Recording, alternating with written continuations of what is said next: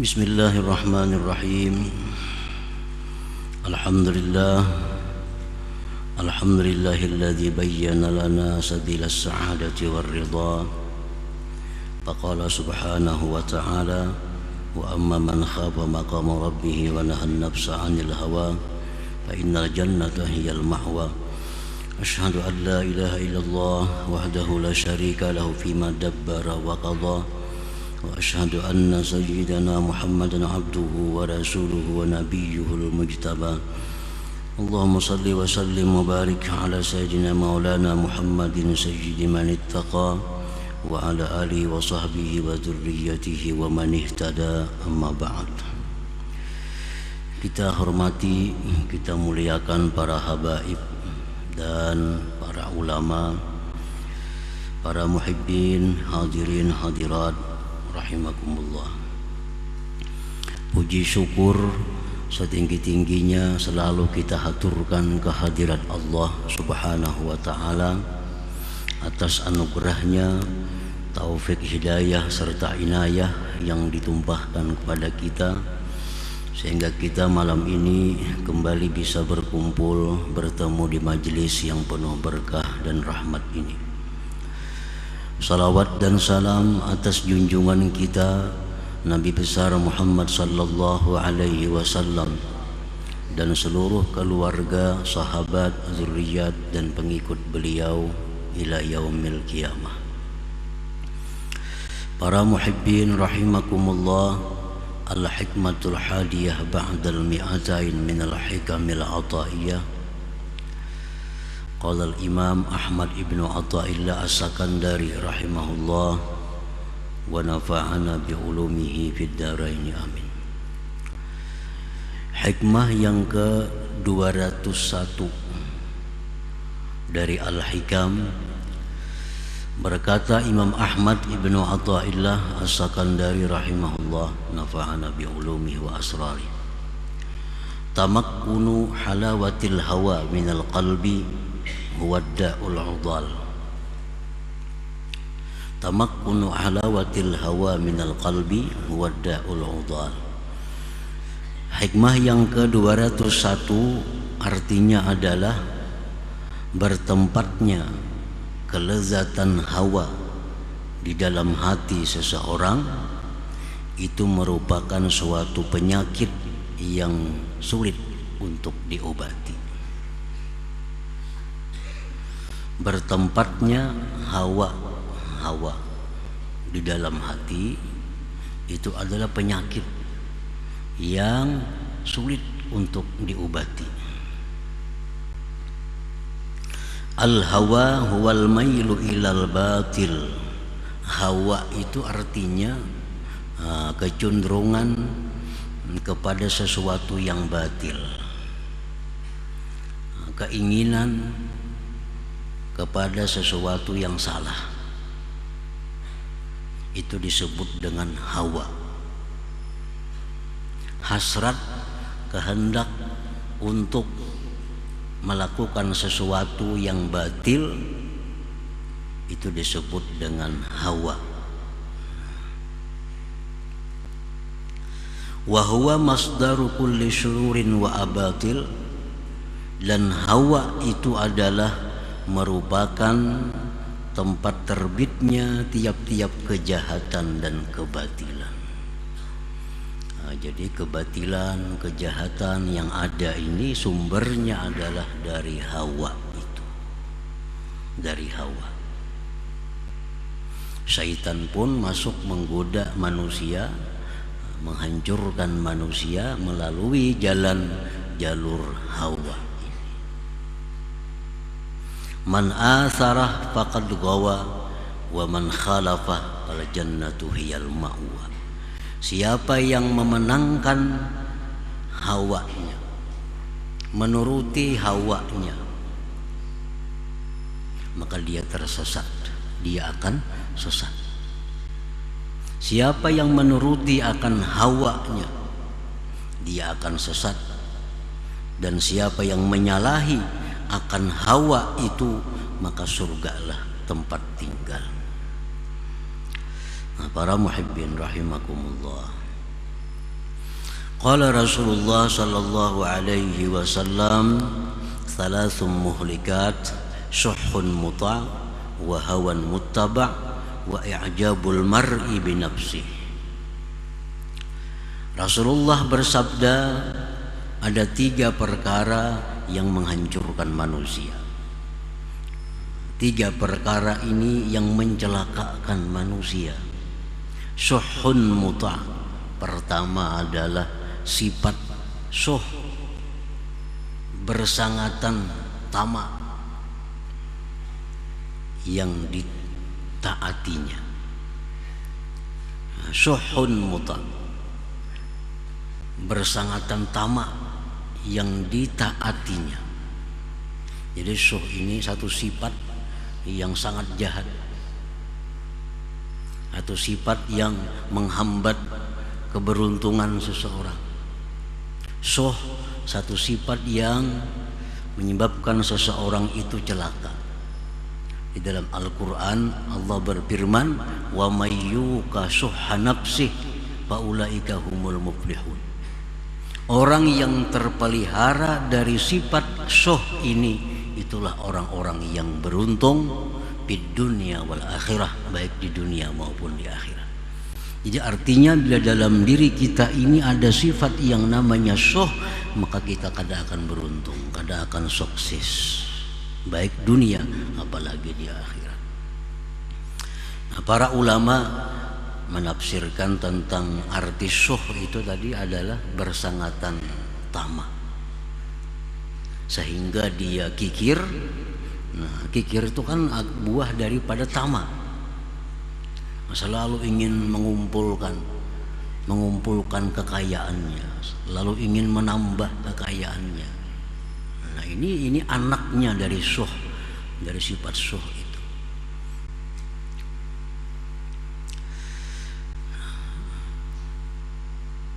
Jadi pertama yang membinasakan kita ini adalah sifat syuh itu, yang ditaati, yang ditaati. Yang kedua, ujar Nabi, wa hawan muttaba', hawa, nah keinginan jahat yang dituruti, keinginan salah yang dituruti.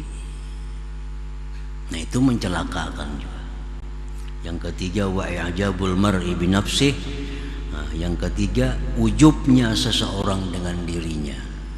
Dia merasa dirinya bisa melakukan berbagai macam kebaikan. Dia merasa bahwa dirinya ini adalah cerdik, pandai, kuat dan sebagainya, melupakan bahwa itu adalah anugerah dari Allah Subhanahu wa ta'ala.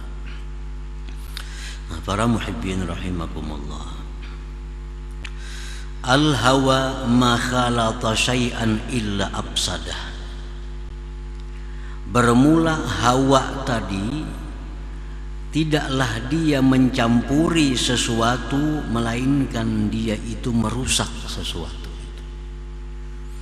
Jadi yang namanya hawa itu dimanapun dia bertempat, dia merusak tempat itu.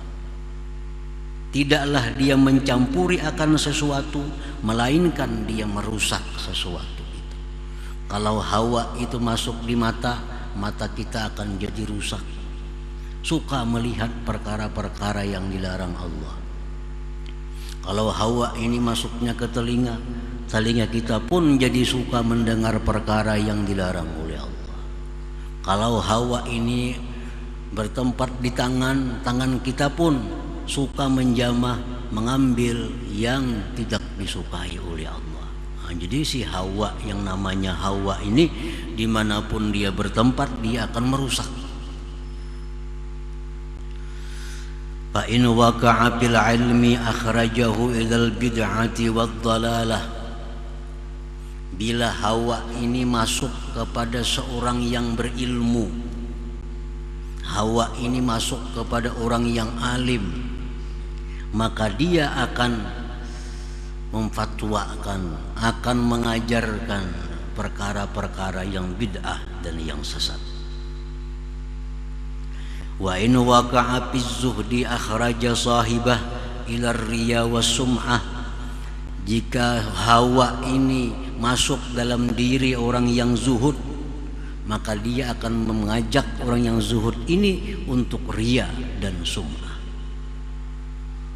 Wa in waqa'a fil hukmi akhraja sahiba ila zulmi, jika hawa ini masuk ke dalam diri para hakim, dia akan memutuskan perkara dengan perkara yang salah, dengan perkara yang zalim. Wa in waqa'a fil wilayah akhraja sahibaha ila khiyanatillah wal muslimin, jika hawa ini masuk dalam kekuasaan, hawa ini masuk dalam penguasa, dia akan menimbulkan penguasa yang khianat kepada Allah dan kaum muslimin. Wa in waqa'a fil ibadah kharajat an takuna ibadah, jikalau hawa ini masuk dalam diri orang yang beribadah, maka dia keluar daripada ibadah itu. Pama qarana syai'an illa absadah, maka tidak adalah hawa itu menyertai sesuatu melainkan dia merusak akan sesuatu itu. Nah, para muhibbin rahimakumullah, al hawa ala qismain, hawa itu ada dua macam. Hawa nafsi wa hawal qalbi. Satu disebut hawa nafsu, yang kedua disebut hawa qalbu. Jadi ada dua, ada hawa nafsu, ada hawa qalbu. Fahawan nafsi yarji'u ilal jismaniyah, hawa nafsu itu kembali kepada perkara-perkara jismaniyah, jisim, kalma'akil, seperti makanan-makanan, hendak itu makan ini, makan itu. Nah, itu hawa nafsu. Wal masyarib, minum-minuman, wal malabis, pakaian-pakaian, wal manakih, pasangan-pasangan, wal masakin, tempat tinggal, wa gairiha, dan lainnya. Nah, itu namanya adalah hawa nafsu.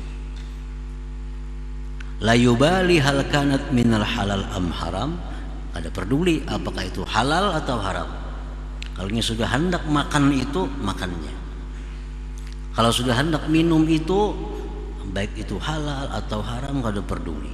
Kalau hendak memakai pakaian itu kada peduli apakah boleh atau tidak boleh. Nah, ini hawa nafsu, sifatnya kembali kepada jisim, kepada jismani. Nah, fa'ilajuhu, maka bermula obatnya hawa nafsu itu bil wara'i waz zuhdi biha wa suhbatil akhyar. Obatnya supaya hawa nafsu itu terkendali, satu dengan wara, dua dengan zuhud, tiga dengan bergaul orang-orang baik. Jadi kan hawa ini yang dikehendakinya macam-macam, makanan, minuman, pakaian, perhiasan, segala macam kehendaknya. Kada tahu nang haram, kada tahu nang halal, dikehendaki macam-macam. Nah, mengobati itu pertama dengan wara. Dengan wara ini maka hawa nafsu ini mulai terkendali, hanya memilih yang halal-halalnya. Nah, dengan wara hawa nafsu yang dulunya haram halal kada peduli, nah sekarang dengan sifat wara hanya mengambil yang halal-halalnya. Hendak makan ini, kalau haram kada makan, kalau halal makan. Hendak memakai pakaian ini, kalau haram kada memakai, kalau halal hanyar memakai.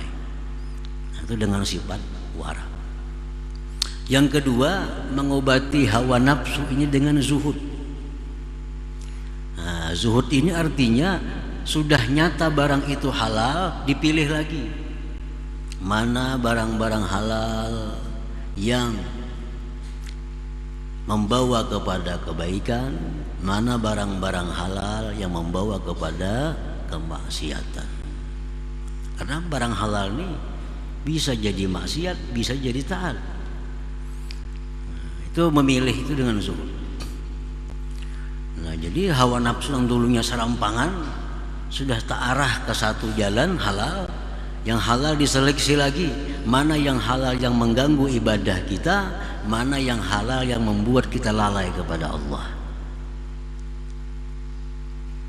Nah, yang ketiga, wasuhbatil akhyar, berkawan, bergaul dengan orang-orang baik. Nah, jadi mengobatinya hawa nafsu itu dengan tiga hal tadi. Wa hawal qalbi yarji'u ilal ma'nawiyah, sedangkan hawa kalbu itu kembali kepada maknawi. Nah, hawa kalbu ini kada bersangkutan dengan makan, minum, pakai. Hawa kalbu ini kembalinya kepada yang maknawi, kahubbil jah war riyasah. Nah, seperti dia menyukai kedudukan, kepangkatan, wal izzi, menyukai kemuliaan, wal madhi, dia menyukai pujian-pujian, wal khususiyah, menyukai keistimewaan, wal karamat, dan menyukai karamat.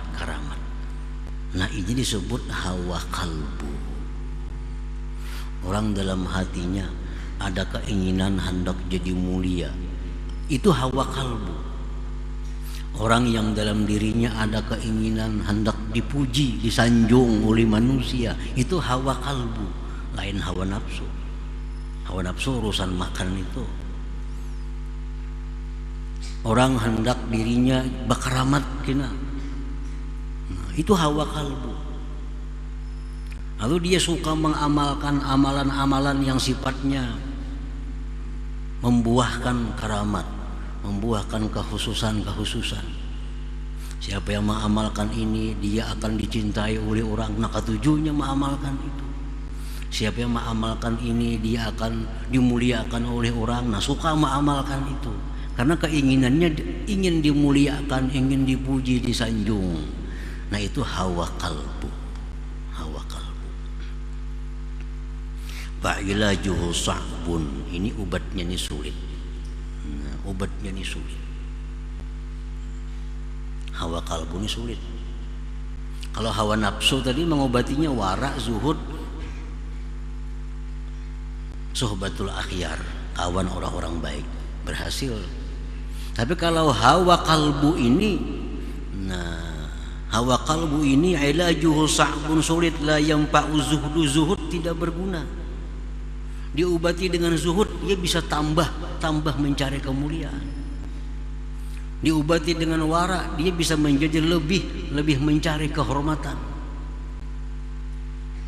Jadi zuhud kada kau mengobatinya orang yang haus dengan pujian. Zuhud kada bisa mengobatinya. Banyak wirid kada bisa juga. Kasratul azkar, banyak wirid. Makin banyak bacaan, makin berharap jadi orang mulia. Nah, makin banyak bacaan, dia berharap makin jaya. Bakawan dengan orang-orang baik, makinnya merasa sombong dirinya.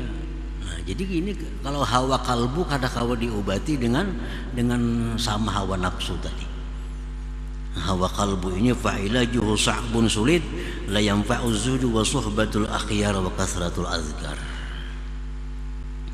Kama asyara ilaihi imam bil hikmati tsaniyah ba'dal mi'atain, sebagaimana Imam Ahmad ibnu Athaillah mengisyaratkan pada hikmah 202, la yukhriju syahwata minal qalbi illa khawfun muz'ijun aw syauqun muqliqun. Tidak akan bisa mengeluarkan hawa kalbu itu dari hatinya kecuali takut yang mengejutkan dia atau kerinduan yang mengguncangkan dia. Nah itu aja yang bisa menghilangkan penyakit hawa kalbu itu. Kalau banyak berzikir kada bisa, dengan wara, dengan zuhud kada bisa, dengan bakawan orang-orang baik kada bisa, bahkan justru menambah penyakitnya. Yang bisa menyembuhkan hawa kalbu ini hanya ada dua: ketakutan yang mengejutkan dia atau kerinduan, kegemaran yang mengguncangkan hatinya. Nah, dua itu bisa menyembuhkan penyakit hawa kalbu ini. Misalnya takut yang mengejutkan itu umpamanya inya merasa baik dalam mimpinya, baik di alam jaganya, inya merasakan dirinya dimasukkan orang ke dalam api neraka. Nah, itu takut, akhirnya dia ketakutan. Nah, itu bisa memperbaiki hawa kalbu agar keluar dari hatinya itu. Atau misalnya dalam mimpinya dia bermimpi surga-surga ini disediakan kepada orang-orang yang tawadu, surga disediakan kepada orang-orang yang dalam dunia dihinakan oleh orang, sedangkan dia menyukai ketinggian. Nah, dalam mimpinya dia bermimpi bahwa surga disiapkan untuk orang-orang tawadu, lalu dia gemar kepada surga. Nah, itu bisa menghentikan hawa kalbu itu. Al-hawa idza tamakkana fil qalbi sa'uba ilajuhu fala yumkinu hurujuhu minal qalbi fir'adah illa biwaridin ilahiyyin khawfin muz'ijin aw syauqin muqliqin. Hawa itu bila sudah duduk di dalam hati seseorang, sulit pengobatannya, kada bisa keluar dari hati kebiasaannya kecuali dengan sesuatu yang datang langsung dari Allah, baik itu takut yang mengejutkannya atau rindu yang mengguncangkannya.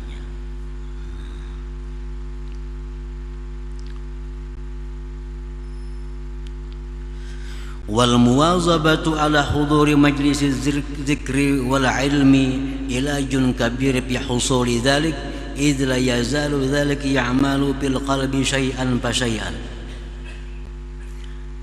Melazimi, merutinkan, mengekali hadir di majlis ilmu, majlis zikir, itu adalah suatu obat yang besar untuk hasilnya yang demikian itu. Nah, kayak apa supaya hasil takut tadi, kayak apa supaya hasil rindu itu bisa didapat melalui majlis ilmu dan zikir, karena itu akan bekerja sedikit demi sedikit. Nah, sehingga bisa mengeluarkan hawa dari hatinya itu. Dalam majlis zikir, majlis ilmu itu dijelaskan kalau orang yang macam ini akibatnya masuk neraka, macam ini dia akan dimasukkan ke dalam surga. Nah, tiap kali pengajian dia mendengar itu, nah akhirnya itu bisa mengeluarkan hawa daripada hatinya itu. Kalau hanya sekedar amaliyah di rumah, kada akan bisa mengobati, bahkan bisa menambah penyakit hawa di dalam kalbu itu. Nah, para muhibbin rahimakumullah. Summa alam annal khawfa ala qismain, khawfil awam wa khawfil khawas. Takut itu ada dua.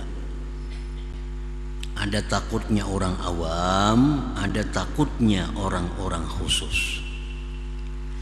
Khawful awam minal iqab wal azab, wa khawful khawas minal qati'ati wal hijab. Orang awam itu biasa takut kalau disiksa, takut kalau diazab. Nah, orang-orang awam yang hatinya dikuasai oleh hawa, lalu dia haus kehormatan, haus pujian, selalu ingin dipuji, disanjung, ini hawa kalbu. Nah, kalau orang ini didatangkan oleh Allah khauf, takut akan diazab, akan disiksa, Nah itu yang bisa menghentikan penyakit hawa kalbu itu. Atau datang dari Allah sesuatu yang membuat dia sangat gemar masuk surga, sedangkan surga disediakan kepada orang-orang yang tidak menyukai ketinggian kehormatan dalam dunia ini. Nah itu bisa juga menghilangkan hawa kalbu. Wa khawful khawas minal qati'ati wal hijab, sedangkan takutnya orang-orang khawas bukan dari siksa tetapi dari diputus dan didinding daripada Allah Subhanahu wa taala. Hawa kalbu ini bisa masuk kepada orang awam, bisa masuk kepada orang yang berilmu. Jadi bukan hanya orang awam, orang berilmu pun bisa dimasuki oleh hawa kalbu ini yang lebih berat daripada hawa nafsu itu. Wasyauqu aidan ala kismain, dan rindu gemar itu pun terbagi dua.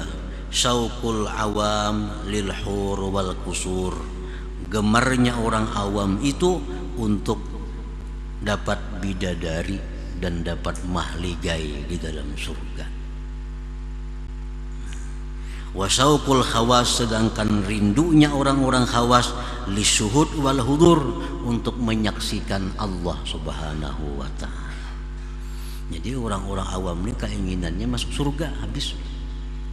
Nah kalau orang-orang khawas bukan surga itu yang diingininya, tapi ingin hadir di majelisnya Allah, ingin memandang kepada Allah Subhanahu wa taala. Fa idza dakhala al-khawfu aw asy-syauqu ila al-qalbi akhraja ma fihi minal hawa. Apabila sudah masuk itu takut atau kerinduan kepada Allah itu ke dalam hati seseorang, maka itulah yang bisa mengeluarkan hawa dari dalam hatinya itu. Nah, para muhibbin rahimakumullah. Jadi hawa bukan hanya hawa nafsu, tetapi ada lain hawa kalbu. Hawa nafsu itu adalah urusan jismaniyah, makan, minum, pakaian dan sebagainya. Itu mengobatinya lebih mudah. Sedangkan hawa kalbu ini urusan maknawi, cinta kekuasaan, cinta penghormatan, cinta pujian, suka disanjung-sanjung. Nah ini hawa kalbu. Ini mengobatinya sulit. Nah, kalau tidak ada warid ilahi, tidak ada yang datang dari Allah, orang ini kadang akan bisa diobati sampai terbawa mati hawa kalbu ini. Nah jadi jalan yang paling bagus bagi orang yang hawa kalbu itu adalah selalu hadir di majelis ilmu, majelis zikir, karena itu akan bekerja memperbaikinya syai'an fa syai'a, sedikit demi sedikit, untuk menghilangkan hawa kalbunya tadi. Nah, para muhibbin rahimakumullah, kemudian hikmah yang ke-203 insyaallah. Ila hadratin Nabi sallallahu alaihi wasallam al-Fatihah.